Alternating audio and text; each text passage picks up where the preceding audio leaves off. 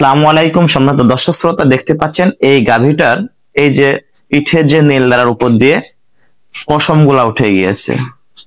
দেখতে পাচ্ছেন শরীরে লেখা অবস্থা আর এইখানে যে অবস্থা, এটা আপনাদেরকে বুঝতে হবে। যখনই কোনো গরুর পশম উস্কো শুষ্ক হয়ে যাবে বা পশম উঠে যাবে, তখনই বুঝবেন তার শরীরে পর্যাপ্ত পরিমাণ জিঙ্কের ঘাটতি রয়েছে।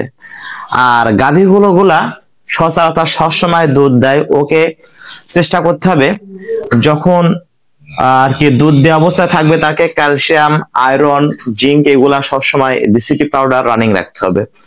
আর এই গরুটার যে প্রবলেম সেটা হচ্ছে ওর কৃমি চিকিৎসা দেয়া নাই। বাচ্চা হয়েছে 4 মাস আগে, কিন্তু কৃমি চিকিৎসা দেয়া নাই এবং এখন পর্যন্ত গরুটার ডাকে আসে না। এই জন্য আজকে আমি এই সমস্যাটার জন্য, অ্যালার্জি প্রবলেমের জন্য ওকে আমরা 10 সিসি আইভারমেকটিন ইনজেকশন ব্যবহার করব।